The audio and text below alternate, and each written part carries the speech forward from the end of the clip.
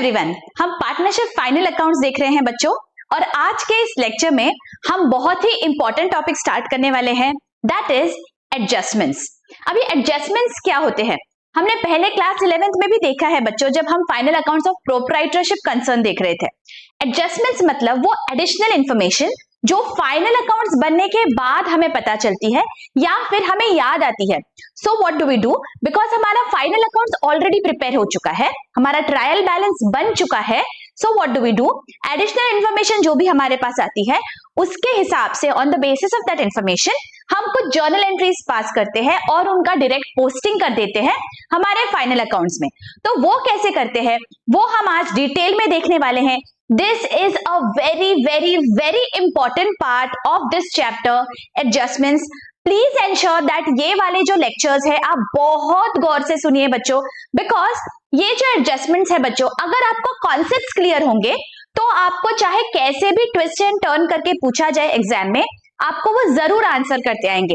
And हमें अभी trial balance से trading, profit and loss account और बैलेंस शीट बनाना तो आता है, राइट? हमने ये पहले भी देखा हुआ है क्लास 11 में। लेकिन यहाँ पे जो एडिशनल एडजस्टमेंट्स है, कुछ एडजस्टमेंट हमने क्लास 11 में देखे हैं, कुछ एडजस्टमेंट्स जो है जो अभी हम नए सीखने वाले हैं इस पर्टिकुलर चैप्टर में। सो प्लीज एंश्योर दैट आप ये कॉन्सेप्चुअली समझे। मैं हमेशा की तरह यहाँ पे बहुत लॉजिकली सिंपल लैंग्वेज में आपको एक्सप्लेन करने वाली हूँ। Ensure that you stay tuned till the end and सारे एडजस्टमेंट्स हम बहुत अच्छी से कवर करेंगे। So without any further delay let's begin with our first adjustment. पहली एडजस्टमेंट क्या होती है हमारी, जब भी हमारे पास एडजस्टमेंट्स एडिशनल इंफॉर्मेशन में आते हैं, पहली हमेशा होती है बच्चों क्लोजिंग स्टॉक, राइट? अभी क्लोजिंग स्टॉक क्या होता है हमने देखा हुआ है क्लास 11 में, हमने पूरा लॉजिकली समझा हुआ है। अगर किसी ने वो वाला लेक्चर नहीं देखा है, I will be giving the link in the i button above, please go and check that out. मैंने क्लास 11 के बच्चों के लिए क्लोजिंग स्टॉक का पूरा डिटेल में एनालिसिस बताया था कि why does it appear on the trading account on the credit side and why does it appear in the balance sheet on the asset side. ठीक है, तो हमें बहुत अच्छी से क्लास 11 में देख लिया है, बिकॉज एवरी फाइनल अकाउंट का फर्स्ट एडजस्टमेंट हमेशा होता है क्लोजिंग स्टॉक, राइट? तो हमें पता है क्लोजिंग स्टॉक के दो इफेक्ट्स होते हैं। कौन से? फर्स्ट इफेक्ट होता है ट्रेडिंग अकाउंट में on the credit side, okay, on the credit side, and second effect होता है बैलेंस शीट में on the asset side, right? As we all know, सारे जो भी एडजस्टमेंट्स हम देखेंगे उनके मिनिमम 2 इफेक्ट्स होते हैं बच्चों, राइट? बिकॉज हम जर्नल एंट्री पास करते हैं तो हर जर्नल एंट्री का मिनिमम 2 इफेक्ट्स होने ही वाले हैं। तो मिनिमम 2 इफेक्ट्स होंगे, तो हमें ये हमेशा याद रखना है जब भी हम एडजस्टमेंट्स कर रहे हैं, आपने एक इफेक्ट देके रुकना नहीं है। आस्क योरसेल्फ सेकंड इफेक्ट कहां जाएगा। कोई एडजस्टमेंट्स में may be there are 3 effects as well, okay? So please ensure, अगर आप इस तरह से हमेशा 2 इफेक्ट्स याद रखेंगे ना बच्चों, तो कोई भी गड़बड़ नहीं होगा और फाइनल अकाउंट जरूर टैली होगा आपका। तो यहाँ पे हमें पता है that closing stock trading account के क्रेडिट में जाता है और बैलेंस शीट के एसेट साइड पे जाता है। और एक बहुत इंपॉर्टेंट बात जो क्लोजिंग स्टॉक के बारे में हमें याद रखनी है बच्चों, वो क्या है? Closing stock is always valued at cost और market price whichever is lower। ये मैं कैप्स में लिख रही हूं बिकॉज ये बहुत इंपॉर्टेंट है। इसका क्या मतलब हुआ? Now let us look at an example. For example हमारे पार्टनर्स है जय एंड वीरू, ओके? जय एंड वीरू इनकी एक पार्टनरशिप फर्म है and at the year and उनका कुछ क्लोजिंग स्टॉक है। फॉर एग्जाम्पल वो बुक्स बेचते हैं, ठीक है? तो उनके पास स्टॉक में कुछ बुक्स है। Now whenever they are valuing that closing stock, what do they have to do? अगर एक बुक का उनका कॉस्ट है, मतलब जितने में उनको बुक बनाने का खर्चा है, दैट कॉस्ट इज से एट ₹50। लेकिन जब वो बेच रहे हैं मार्केट में, जो उनका सेलिंग प्राइस है वो बुक का, फॉर एग्जाम्पल दैट इज ₹85। तो जब वो वैल्यू करेंगे स्टॉक, कितने पे वैल्यू करेंगे? हमें सिंपली दिया गया है, हमें ये हमेशा याद रखना है बच्चों। और ये जो बात है ये आपके साथ पूरे अकाउंटिंग जर्नी में हमेशा रहेगी। ऑलवेज रिमेंबर, कॉस्ट और market price whichever is lower, closing stock का वैल्यूएशन हमेशा ऐसे होता है। और इस सिनेरियो में 50 कम है या 85? जाहिर है 50 कम है, तो आप जब वैल्यू करोगे क्लोजिंग स्टॉक उनका, तो 50 रुपीज पर यूनिट पे कैलकुलेशन होगा।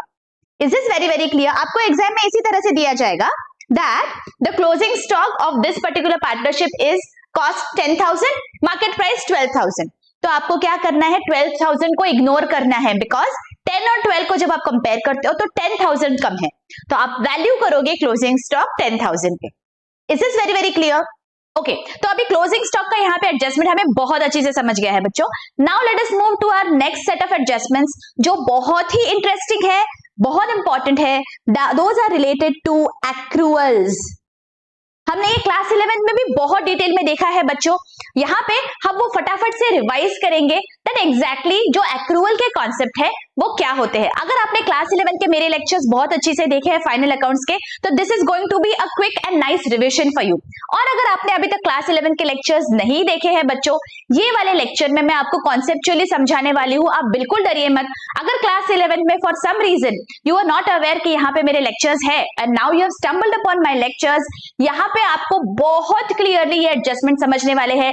बिलीव मी, ये वाला लेक्चर देखने के बाद एक्रूअल से रिलेटेड आपको कोई भी एडजस्टमेंट अगर आएगा वो आप कॉन्फिडेंटली सॉल्व कर पाओगे, बिकॉज यहाँ पे मैं आपको लॉजिकली समझाने वाली हूँ बच्चों। मैं सिर्फ ये बताने नहीं वाली हूँ कि ट्रेडिंग अकाउंट और प्रॉफिट एंड लॉस अकाउंट के डेबिट में दो या क्रेडिट में दो और बैलेंस शीट के एसेट और लाइबिलिटी में। No, I want you all to understand it, because once you understand the logic, फिर आप खुद से ही बता सकते हो दैट इसका इफेक्ट कहाँ जाएगा। ओके, तो यहाँ पे हमें रट्टा नहीं मारना है।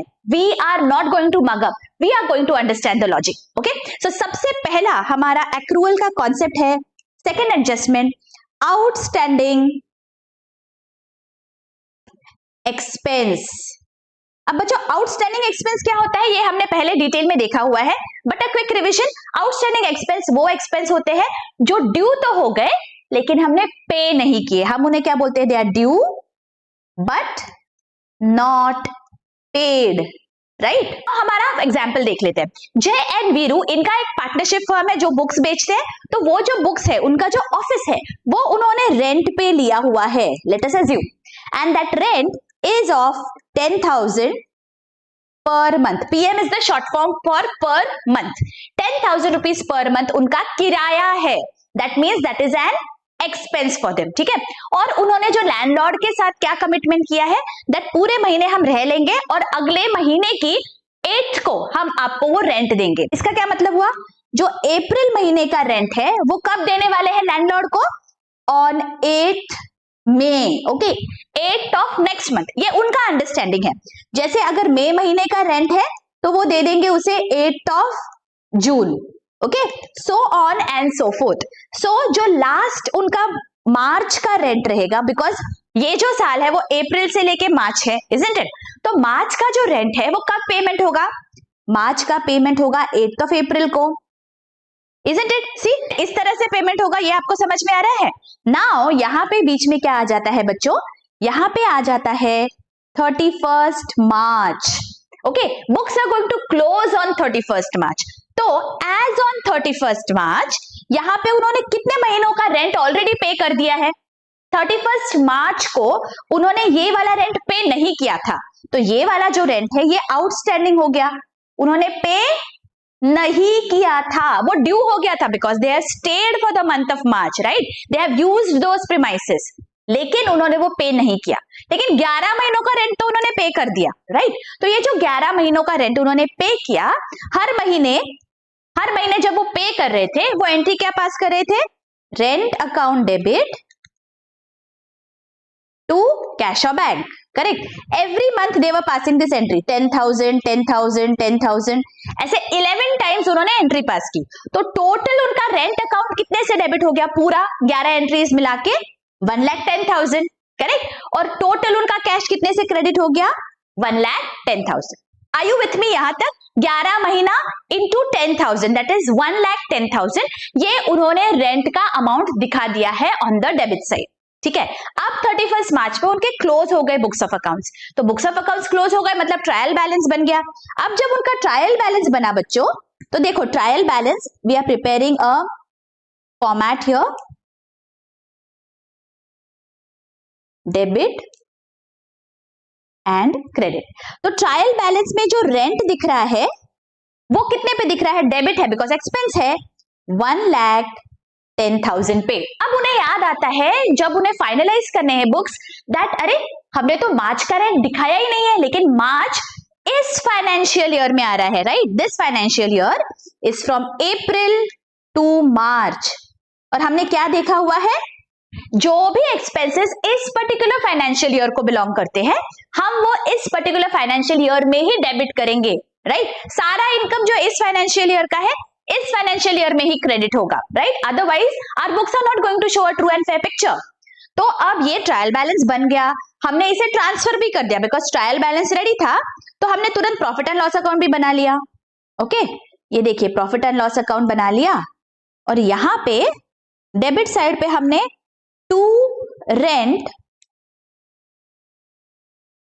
1,10,000 इस तरह से भी दिखा दिया।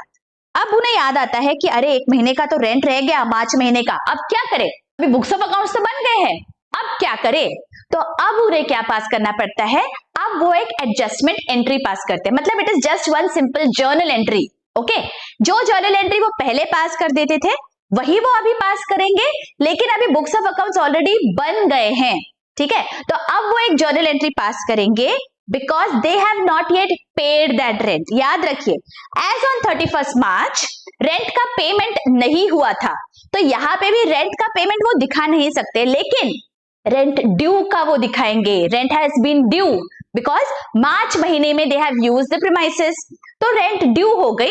तो क्या करें? Because rent is an expense, तो जब हम जर्नल एंट्री पास करेंगे ना, हमारी एडजस्टमेंट एंट्री, तब हमें रेंट को डेबिट तो करना पड़ेगा because it is an expense. तो एडजस्टिंग एंट्री क्या आ जाएगी? Rent account debit 10,000, right? लेकिन अभी कैश तो गया ही नहीं है बिजनेस से बाहर एज ऑन 31 मार्च, तो मैं कैश को तो क्रेडिट नहीं कर सकती। तो अब क्या करें? तो अब वो एक नया अकाउंट ओपन करते हैं with the name of outstanding rent to outstanding rent account. See बच्चों, ये लॉजिक आपको समझना बहुत बहुत बहुत इंपॉर्टेंट है। अगर ये एंट्री आपको समझ गई तो सारे जो भी आपके एडजस्टमेंट्स है वो आपके लिए एकदम इजी हो जाएंगे। याद रखने की जरूरत नहीं है, this will come like this for you because you know the logic behind it, ठीक है? तो देखिए, अगर हमने कैश पे किया होता तो कैश को क्रेडिट करते, लेकिन कैश पे नहीं किया तो नया अकाउंट ओपन किया with the name of outstanding rent. Now बच्चों, ये जो आउटस्टैंडिंग रेंट है ये क्या हो गया हमारा? ये हमारे सिर पे ऑब्लिगेशन है बिकॉज फ्यूचर में हमें वो पेमेंट करना पड़ेगा, because it is an obligation. जाहिर है ये कहां दिखेगा? ये दिखेगा मेरे बैलेंस शीट के लाइबिलिटीज में। वाई? बिकॉज ये मेरा ऑब्लिगेशन है, और ये जो रेंट है बिकॉज ये इस साल का एक्सपेंस है, तो इस साल का एक्सपेंस कहा जाएगा P&L के डेबिट में। तो रेंट अकाउंट में आप ऐड कर दोगे 10,000। देखो कैसे दिखेगा? ये जर्नल एंट्री पास की, अभी किसी भी जर्नल एंट्री के दो इफेक्ट्स होंगे, एक डेबिट है और एक क्रेडिट है। तो जो डेबिट है रेंट अकाउंट, हमने P&L को ऐड करना है रिस्पेक्टिव एक्सपेंस में, तो यहां पे मैं 10,000 ऐड कर दूंगी। Add outstanding rent 10,000, outer column 1,20,000। Okay, और सेकेंड इफेक्ट कहां जाएगा? देखो सेकेंड इफेक्ट है ना हमारे जर्नल एंट्री का, टू आउटस्टैंडिंग रेंट, ये बैलेंस शीट में लाइबिलिटीज में दिखेगा। व्हाई? बिकॉज ये वाला जो अकाउंट है वो हम क्लोज नहीं कर सकते हैं, this is our obligation. Future में जाके जब पेमेंट होगा तब जाके ये वाला अकाउंट क्लोज होगा। तो यहां पे मैं बैलेंस शीट में दिखाऊंगी। See let us prepare a pro forma of the balance sheet. ये मेरा बैलेंस शीट है, लाइबिलिटीज में आउटस्टैंडिंग रेंट 10,000। समझ में आया हमने क्यों और कैसे किया? अब देखो बच्चों, अगर आपके पास ये लॉजिक क्लियर है, so now do you understand the two effects? किसी भी एक्सपेंस को अगर आउटस्टैंडिंग होता है तो दो इफेक्ट होते हैं, ठीक है? Now what are those two effects? Let us revise. First effect जाएगा ट्रेडिंग या प्रॉफिट एंड लॉस अकाउंट में, जहां पे भी वो एक्सपेंस है उस पर्टिकुलर एक्सपेंस में आपको ऐड करना है, बिकॉज वो आउटस्टैंडिंग है, इस साल को बिलोंग करता है, तो इस साल में डेबिट होना चाहिए। तो अगर वो ट्रेडिंग अकाउंट में है तो ट्रेडिंग अकाउंट में डेबिट करो, अगर P&L में है तो P&L में डेबिट करोगे। That is the first effect. So let us right this down. अगर आउटस्टैंडिंग एक्सपेंस होता है तो उसके दो इफेक्ट्स क्या है? फर्स्ट इफेक्ट आएगा ट्रेडिंग या प्रॉफिट एंड लॉस अकाउंट में जो रिस्पेक्टिव एक्सपेंस है उसमें आप डेबिट करोगे, बिकॉज एक्सपेंस है तो जाहिर है डेबिट होगा। ओके और सेकेंडली ये आपके सिर पे बोझा है, बिकॉज ये आपने पेमेंट नहीं किया हुआ है, you are liable to make that payment, तो बैलेंस शीट में लायबिलिटी साइड पे दिखेगा second effect. Okay balance sheet on the liabilities side. Is this very very clear? समझ में आ गया एकदम अच्छी से? ओके चलो नेक्स्ट देखते हैं थर्ड हमारा एडजस्टमेंट। थर्ड एडजस्टमेंट एग्जैक्टली इसका ऑपोजिट, जिसे हम बोलते हैं एक्सपेंसेस पेड इन एडवांस या प्रीपेड एक्सपेंस। प्रीपेड एक्सपेंस, अभी इसका नाम ही सजेस्ट कर रहा है। ये कौन से एक्सपेंस होते हैं? जो ड्यू नहीं हुए हैं लेकिन हमने पे कर दिए, they are not due but paid. Okay हमने पेमेंट कर दिया उनका पहले ही, लेकिन ड्यू होने को टाइम है। ऐसे कौन से एक्सपेंस हो सकते? तो फॉर एग्जांपल जय और वीरू का जो हमारा पार्टनरशिप है, वहां पे रामलाल नाम का उनका कोई एम्प्लॉई है जिसको वो 5000 रुपीज पर मंथ सैलरी दे रहे हैं। ओके अब रामलाल पूरे साल उनके पास काम करता है, from April to March, that is for 12 months. Now ये जो रामलाल है वो in the month of March he goes to Jai and Veeru and he tells them that मुझे पैसों की सख्त जरूरत है, तो अगले जो 2 महीने आने वाले हैं दैट इज अप्रैल एंड मई, ये जो 2 महीने हैं वो जो सैलरी है वो आप मुझे प्लीज एडवांस में दे दीजिए, मैं आपके यहाँ पे जरूर काम करूंगा but right now I really need that money. Okay तो because Ramlal is a very faithful employee, तो फिर जय एंड वीरू क्या करते हैं? They agree that I am going to give you that much money in advance for your salary. 2 महीनों की salary advance में दे दी, मतलब कितना पैसा दिया?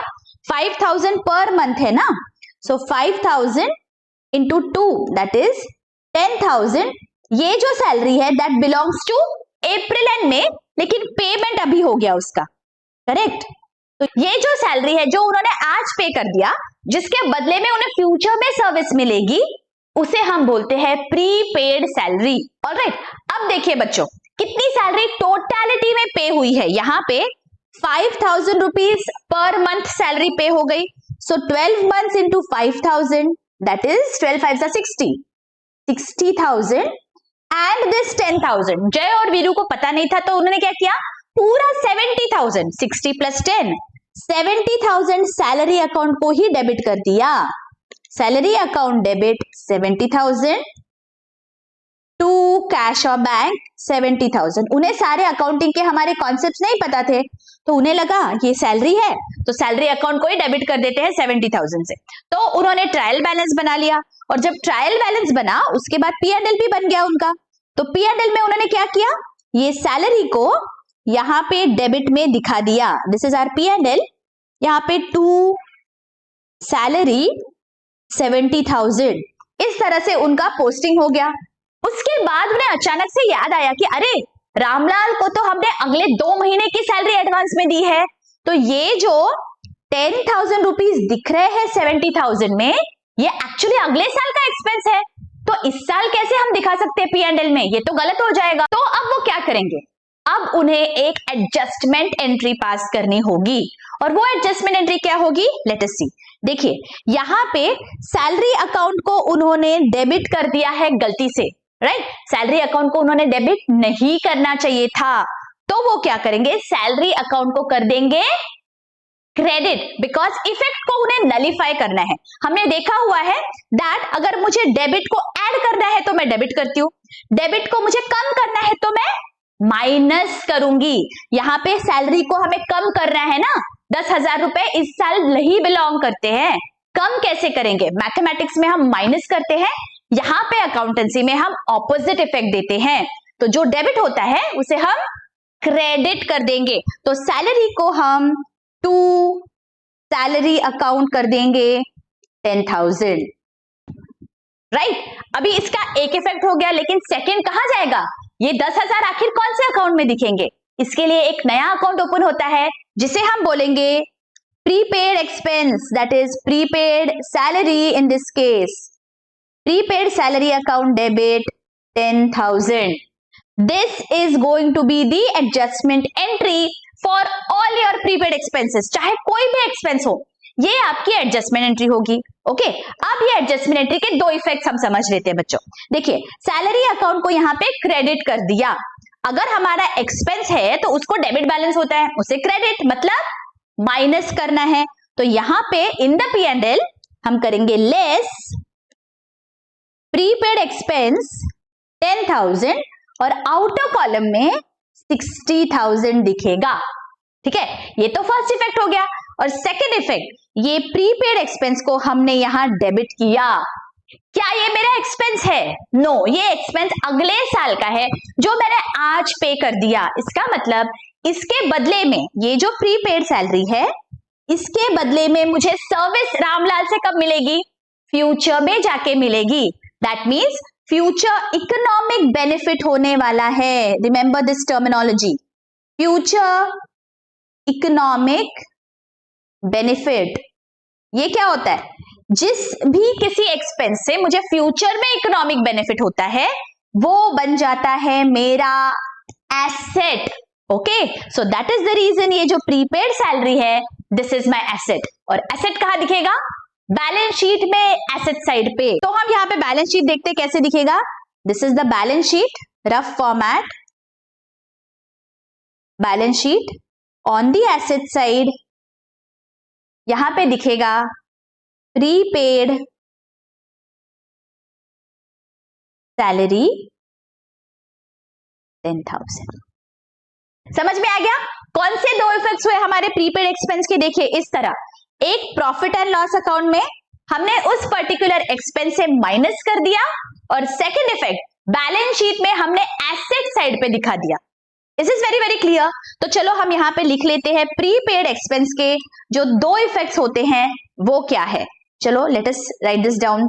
फर्स्ट इफेक्ट, जो भी आपका रिस्पेक्टिव एक्सपेंस जहां पे भी आएगा, ट्रेडिंग या प्रॉफिट एंड लॉस, जहां पे भी ट्रेडिंग या फिर प्रॉफिट एंड लॉस अकाउंट, जो रिस्पेक्टिव एक्सपेंस है वहां से माइनस करना है, मतलब क्रेडिट करना है। ओके, क्रेडिट का क्या मतलब होता है? माइनस। एक्सपेंस को क्रेडिट मतलब माइनस। और सेकेंड, जो बैलेंस शीट है आपका, वहां पे एसेट साइड पे दिखेगा आपका prepaid expense. Is this very very clear? बच्चों अगर बहुत अच्छे से समझ रहे हैं, don't forget to hit the like button और मुझे कमेंट सेक्शन में जरूर बताइए दैट आपको लेक्चर्स कैसे लग रहे हैं। बच्चों देखिए, क्लासरूम सेटअप होता है ना, तो I can understand from your expressions that आपको कैसे लग रहे हैं लेक्चर्स, बट यहाँ पे because this setup is different, I have no idea how you are liking the lectures. तो अगर आप कमेंट करते हो, this is your way of letting me know how are you liking the lectures, तो जरूर comment करके मुझे बताइए। Your comments really keep me going. तो इसी बात पे एक कमेंट तो बनता है बच्चों। Thank you so much. और हाँ, आपके लिए होमवर्क क्या है पता है? ये जो दोनों सिनेरियोज है, यहाँ पे जहां पे हमने आउटस्टैंडिंग एक्सपेंस देखा और यहाँ पे जहां पे हमने प्रीपेड एक्सपेंस देखा। Now listen to my question carefully. यहाँ पे आपको मुझे कमेंट करके बताना है दैट अगला जो फाइनेंशियल ईयर है, अगला फाइनेंशियल ईयर जब आएगा तो दोनों सिनेरियोज में आप क्या जर्नल एंट्री पास करोगे। नाउ आई एम रिपीटिंग, यहाँ पे व्हेन देयर वाज आउटस्टैंडिंग, देखिए यहाँ पे आउटस्टैंडिंग रेंट था 10,000 का। यहाँ पे जब अगला साल आएगा, अगला फाइनेंशियल ईयर आएगा, तो आप यहाँ क्या एंट्री पास करोगे वो मुझे आप कमेंट सेक्शन में जरूर बताइए। And in the same way, यहाँ पे जब आपके पास एक्सपेंस पेड इन एडवांस है, जब आपने सैलरी एडवांस में दी है 10,000 रुपीज की, तो जब अगला साल आएगा, जब सैलरी ड्यू होगी, दैट टाइम आप क्या एंट्री पास करोगे? Do let me know in the comments. Okay, चलो आगे हमारा एक्रूअल से रिलेटेड थर्ड जो हमारा एडजस्टमेंट है, दैट इज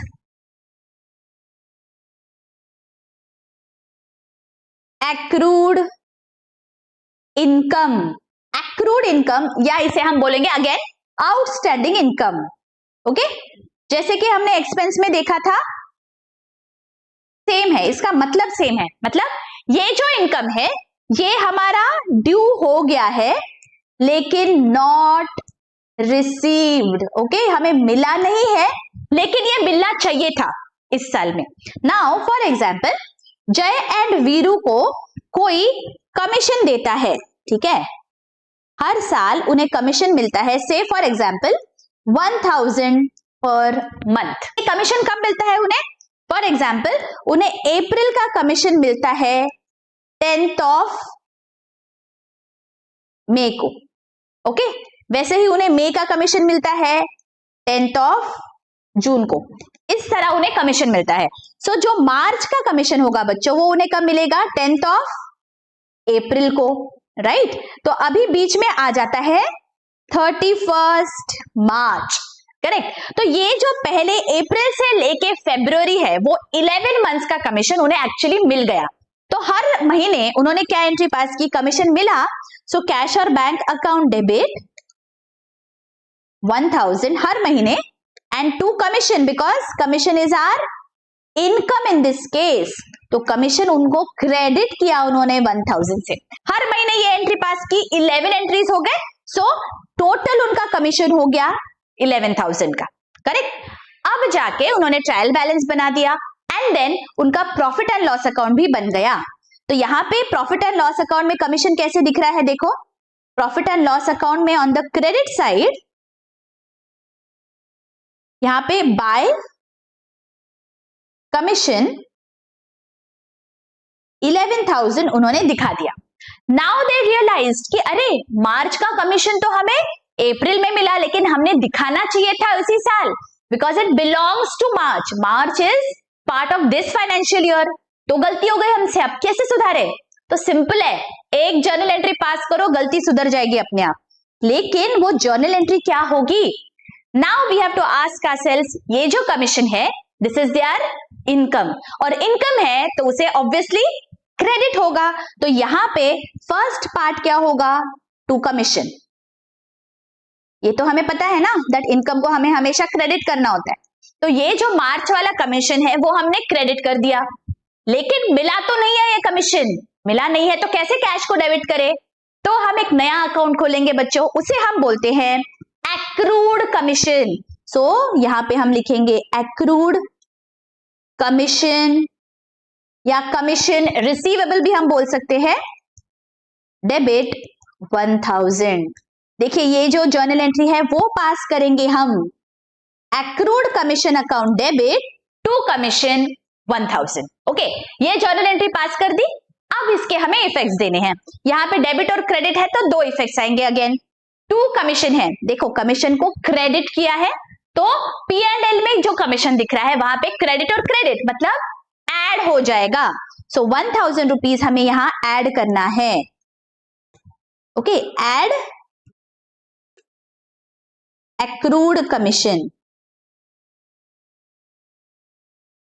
कमीशन रिसीवेबल बोल सकते हो, आउटर कॉलम 12,000, राइट। देखो 12 महीने का कमीशन 1000 रुपीज पर मंथ, 12,000 दिखना चाहिए था इनका, देखिए 12,000 दिख रहा है हमारे एडजस्टमेंट एंट्री की वजह से, करेक्ट। और ये जो 1000 है ये फ्यूचर में जाके मिलेगा, और हमने अभी ऊपर ही देखा फ्यूचर में इकोनॉमिक बेनिफिट मिलता है, इसका मतलब वो बन जाता है मेरा एसेट। तो मेरे बैलेंस शीट में, let us prepare our balance sheet, मेरे बैलेंस शीट में ऑन दी एसेट साइड यहां पे दिखेगा एक्रूड कमीशन। कितना है एक्रूड कमीशन? 1000 रुपीज। तो समझ में आ गया किस तरह से दिखता है, what is the logic of this entry, समझ में आ गया एडजस्टमेंट का। अब यहाँ पे हम दोनों इफेक्ट्स लिख लेते हैं। अगर आपका एक्रूड इनकम होगा तो जो दो इफेक्ट्स आएंगे वो क्या है बच्चों? अब लॉजिकली बताइए मुझे, ये जो इनकम है जो इस साल को बिलोंग करता है तो रिस्पेक्टिव इनकम में मुझे ऐड करना है। तो प्रॉफिट एंड लॉस अकाउंट में जो भी रिस्पेक्टिव इनकम होगा उसमें मुझे ऐड करना है, क्रेडिट करना है। ओके, क्रेडिट मतलब ऐड। और सेकंड इफेक्ट कहां जाएगा? बैलेंस शीट में, बिकॉज फ्यूचर में मुझे इकोनॉमिक बेनिफिट होगा तो ये बैलेंस शीट के एसेट साइड पे दिखेगा। समझ में आ गया? एक्रूड इनकम के दो इफेक्ट्स क्या होंगे? ऑलराइट, अब लास्ट क्या है? लास्ट आपका बचा है बच्चों इनकम रिसीव्ड इन एडवांस। इसका opposite, income received in advance. ठीक है, सेम वाला एग्जाम्पल ले लेते हैं। यहां पे 1000 रुपीज कमीशन उनको मिलने वाला था, यहां पे उनको कमीशन कितना मिलने वाला है? सेम एग्जाम्पल में 1000 rupees per month. Now let us assume that इस पर्टिकुलर फाइनेंशियल ईयर में उनको 15 मंथ्स का कमीशन मिल गया। 15 मंथ्स का कमीशन उन्हें अभी मिल गया। ये पर्टिकुलर फाइनेंशियल ईयर तो सिर्फ 12 महीने का है, तो 15 मंथ्स का मिला, मतलब एडवांस में कितने महीनों का मिला? 15 minus 12, that is advance commission मिला है उनको 3 into 1000, that is 3000 rupees. I all with me? अब जब उन्हें ये 1000 रुपीज पर मंथ कमीशन मिला फॉर 15 मंथ्स, टोटल कितना हो गया? 15,000। तो उन्होंने क्या कर लिया, यहां पे एंट्री पास कर दी, cash account debit 15,000 to commission 15,000। ये एंट्री उन्होंने पास कर दी, ट्रायल बैलेंस बना दिया, बैलेंस शीट बन गया, P&L बन गया। तो यहां पे P&L के क्रेडिट साइड पे उनका कमीशन कितने पे दिख रहा है? यहां पे by commission 15,000, correct. Now they realise that अरे यहां पे तो 3 महीने का कमीशन है जो हमें अगले साल के लिए मिला था, हमने इस साल ही क्रेडिट कर दिया, हमसे तो गलती हो गई। तो अब क्या करेंगे? हम एक एडजस्टमेंट एंट्री पास करेंगे इस गलती को सुधारने के लिए। अब ये जो कमीशन है ये हमने क्रेडिट कर दिया जो गलती से किया था 3 महीनों के लिए। जो 3 महीने का कमीशन है दैट इज 3000 रुपीज, ये अगले साल का इनकम है, तो अगले साल के P&L में क्रेडिट होगा, इस साल के P&L में नहीं हो सकता है क्रेडिट। हमारे बेसिक अकाउंटिंग प्रिंसिपल्स है, राइट? इस साल का इनकम इस साल आएगा, अगले साल का अगले साल जाएगा, इस साल का एक्सपेंस इस साल जाएगा, अगले साल का अगले साल में दिखेगा। तो ये अगले साल का इनकम है, इस साल नहीं दिखा सकते हैं, right? Otherwise true and fair picture नहीं दिखेगा। तो ये जो 3000 रुपीज है जो मैंने गलती से कमीशन को क्रेडिट कर दिए हैं, मुझे यहां से वापस लेना है, मुझे कम करना है कमीशन को 3000 से। तो कम कैसे करेंगे? क्रेडिट है ना, कम कर रहा है तो करो डेबिट। तो हमारी एडजस्टमेंट एंट्री में हम कमीशन को कर देंगे debit, commission account debit 3000। Okay, और क्रेडिट किसे करेंगे? क्रेडिट हम एक नए अकाउंट को करेंगे जिसे हम बोलेंगे कमीशन रिसीव्ड इन एडवांस। यहां पे हम लिख देंगे to commission received in advance account 3000। Okay, this is the journal entry. Did you all understand the logic of this journal entry? ये एंट्री समझ में आई हमने क्यों किया? देखिए, कमीशन को क्रेडिट बैलेंस होता है because this is our income. Income में से मुझे 3000 रुपए कम करना थे बिकॉज वो अगले साल बिलोंग करते हैं, तो मैंने क्या कर दिया? इनकम को डेबिट कर दिया, ठीक है। और एक नया अकाउंट मैंने खोला है, commission received in advance account. अब जो मैंने ये एंट्री पास की है इसके हम इफेक्ट्स देख लेते हैं। कमीशन को डेबिट किया 3000 से, मतलब यहां से मुझे माइनस करना है कमीशन में से। सो यहां P&L में मैं जाऊंगी और यहां मैं लिख दूंगी less commission received in advance. कितना कमीशन मिला है एडवांस में? 3000। तो 3000 माइनस कर देते हैं, आउटर कॉलम में 12000 आ जाएगा। ऑलराइट, और सेकेंड इफेक्ट जाएगा मेरे, कहां जाएगा सेकेंड इफेक्ट? मेरे बैलेंस शीट में। अब मुझे बताइए बैलेंस शीट में कौन से साइड पे दिखना चाहिए ये? This is my balance sheet. कहां दिखेगा बैलेंस शीट में? Remember this is a credit balance, commission received in advance. मतलब ये जो कमीशन मिला है इसके बदले में जो सर्विस मुझे प्रोवाइड करना है, कुछ सर्विस प्रोवाइड कर रहे होंगे तभी तो कमीशन मिला, तो जो सर्विस प्रोवाइड करना है वो मुझे अगले साल करना है। इसका मतलब ये मेरे ऊपर ऑब्लिगेशन है that I provide the services, जिसके बदले में मुझे कमीशन आज ही मिल गया। तो ये जो ऑब्लिगेशन है that means it is my liability to provide that service, तो ये बैलेंस शीट के लाइबिलिटी में दिखेगा। तो बैलेंस शीट में चलते हैं लाइबिलिटी साइड और यहां पे हम लिख देंगे कमीशन रिसीव्ड इन एडवांस, कितना है 3000। Getting it? तो जब भी आपको कोई भी इनकम बच्चों एडवांस में मिलता है तो दो इफेक्ट्स क्या होते हैं, आपको लॉजिक समझ में आ गया, ये जर्नल एंट्री समझ में आ गई अच्छी से। नाउ दोनों इफेक्ट्स हम यहाँ पे लिख लेते हैं। क्या है दो इफेक्ट्स? फर्स्ट इफेक्ट आएगा आपका जो भी रिस्पेक्टिव इनकम है प्रॉफिट एंड लॉस अकाउंट में आपको उस इनकम से माइनस करना है, इसका मतलब हमें डेबिट करना है, जो भी इनकम होगा उसमें से हम माइनस कर देंगे। एंड सेकेंड इफेक्ट, जो आपका बैलेंस शीट है वहां पे लाइबिलिटीज साइड में आएगा second effect, income received in advance. Is this very very clear? I hope यहां तक के एडजस्टमेंट्स बच्चों आपको बहुत अच्छी से समझ गए हैं। और होमवर्क के लिए मैंने जो आपको सवाल पूछा है, don't forget to reply in the comment section. बहुत अच्छी से समझ रहा है, आपके फ्रेंड्स और कलीग्स में भी शेयर करिए। Help us reach out to a large number of students, that really keeps us going बच्चों। मिलती हूँ आपको अगले लेक्चर में जहां पे हम आगे वाले एडजस्टमेंट समझेंगे। Till then take care, keep working hard, bye bye.